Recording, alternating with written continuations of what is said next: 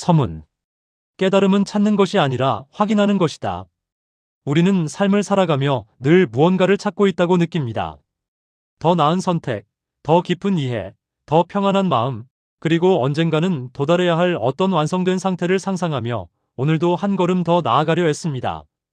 이 찾는 태도는 얼핏 보면 성장과 발전처럼 보이지만 그 밑바탕에는 지금의 나는 아직 부족하다는 전제가 조용히 깔려 있습니다. 그래서 삶은 자연스럽게 결핍을 메우는 여정이 되고 시선은 점점 바깥으로 향하게 됩니다. 이 모습은 마치 집안에서 안경을 쓴 채 안경을 찾느라 방안을 뒤지는 사람과 닮아 있습니다. 책상 위를 뒤지고 서랍을 열고 가방을 뒤엎으며 점점 초조해집니다. 찾지 못할수록 마음은 불안해지고 어딘가에 분명 있을 텐데라는 생각은 사람을 더 바쁘게 만듭니다. 하지만 그 모든 소란의 한가운데서 정작 보지 못하는 것이 있습니다. 이미 자신의 얼굴 위에 안경이 얹혀 있다는 사실입니다. 찾는 방향이 잘못되면 이렇게 이미 가진 것조차 평생 찾지 못한 채 헤맬 수 있습니다. 깨달음을 찾는 우리의 태도도 이와 크게 다르지 않습니다. 우리는 평안을 미래에 있을 것이라 생각하고 지혜는 더 많이 배워야 얻을 수 있다고 믿으며 자유는 언젠가 조건이 갖춰지면 주어질 보상처럼 여깁니다. 그러다 보니 지금 이 순간의 마음은 늘 준비 중이 되고 완성되기 전에 임시 상태로 밀려납니다. 이때 마음은 자연스럽게 긴장하고 삶은 늘 다음 장면을 향해 서두르게 됩니다. 이렇게 바깥으로 향하는 시선은 끊임없이 비교를 낳고 비교는 부족함을 만들며 부족함은 다시 더 많은 노력을 요구합니다. 이 반복 속에서 우리는 점점 자신과 멀어집니다. 왜 이렇게 될 수밖에 없는가를 들여다보면 이유는 단순합니다. 찾는다는 태도 자체가 아직 없다는 선언이기 때문입니다.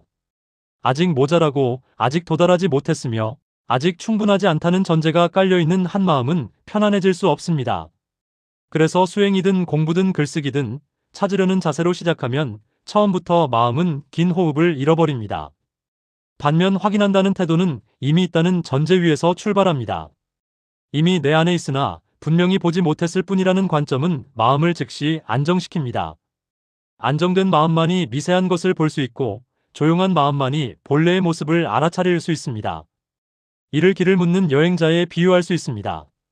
어떤 이는 목적지를 모른 채 무작정 걷습니다. 사람들에게 묻고 표지판을 찾아다니며 계속 방향을 바꿉니다. 이 여행은 늘 불안합니다. 반면 어떤 이는 이미 목적지에 도착해 있다는 사실을 뒤늦게 확인합니다. 그 순간 더 이상 걷지 않아도 되고 풍경을 둘러볼 여유가 생깁니다. 깨달음의 전환은 이 두 번째 순간과 닮아 있습니다. 멀리서 무언가를 성취하는 사건이 아니라 지금 이 자리에 이미 도착해 있었음을 알아차리는 순간입니다. 이렇게 깨달음이 확인이라는 관점으로 바뀌면 글쓰기의 성격도 달라집니다. 더 깊은 말을 만들어내려 애쓰지 않아도 되고 특별한 통찰을 발굴하려 애쓸 필요도 없습니다. 대신 이미 살아오며 수없이 스쳐 지나갔던 경험, 감정, 생각을 다시 천천히 바라보게 됩니다. 그때 우리는 이런 것이었구나 하고 고개를 끄덕이게 됩니다. 새로움이 아니라 익숙함에서 오는 고요한 확신이 자리 잡습니다. 이 확신은 독자에게도 그대로 전해집니다. 왜냐하면 그것은 설득이 아니라 공명에 가깝기 때문입니다. 확인은 안도감을 낳고 안도감은 용기를 만듭니다. 더 잘 쓰기 위한 용기가 아니라 이미 충분하다는 상태에서 말해도 괜찮다는 용기입니다. 이 용기가 있을 때 문장은 꾸밈을 잃고 삶과 가까워집니다. 수행의 언어가 어려워지지 않는 이유도 여기에 있습니다. 확인의 언어는 늘 단순하고 단순한 말은 오래 남습니다. 이 책은 그래서 당신을 어디론가 데려가려 하지 않습니다. 새로운 깨달음을 주입하려 하지도 않습니다. 대신 이미 당신 안에 있었으나 삶의 소음 속에서 잠시 잊혔던 감각, 생각, 그리고 알아차림을 하나씩 확인해가는 여정이 될 것입니다. 소음이 커질수록 우리는 더 멀리 가야 한다고 착각하지만 사실 그럴수록 필요한 것은 멈춤과 확인입니다.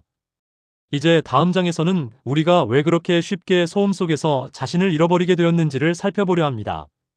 그것은 당신의 의지가 약해서도 수행이 부족해서도 아닙니다. 그 이유를 이해하는 순간 잃어버린 나를 다시 찾으려 애쓰지 않아도 됩니다. 이미 거기 있었음을 확인하게 될 테니까요. 목차. 제1장 소란한 마음을 잠재우다 7. 외부의 소음과 끊임없는 생각에 휩쓸린 현대인에게 멈춤의 중요성을 전합니다.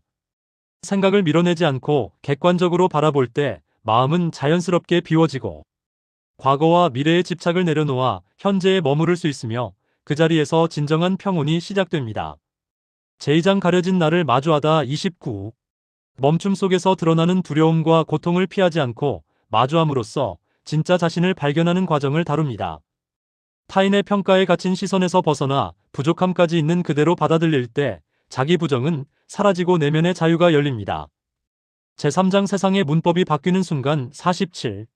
익숙한 관성과 집착을 내려놓을 때 세상을 바라보는 시선이 근본적으로 달라짐을 말합니다. 삶과 죽음이라는 본질적 질문을 통과하며 모든 존재가 서로 연결되어 있음을 깨닫는 순간 삶을 대하는 태도 자체가 변화합니다. 제4장 다시 일상으로 돌아오다 63. 깨달음 이후 다시 맞이하는 일상 속에서 중심을 잃지 않는 지혜를 전합니다. 사소한 순간의 평화를 음미하며 혼란 속에서도 균형을 지키고 나아가 자비를 실천할 때 일상은 수행의 자리로 완성됩니다. 제5장 확인 전과 확인 이후의 삶 83. 확인 전과 확인 이후의 삶을 다양한 비유로 나란히 비추어 우리가 이미 가지고 있으면서도 보지 못했던 것을 왜 다시 확인해야 하는지를 삶의 장면 속에서 차분히 드러냅니다.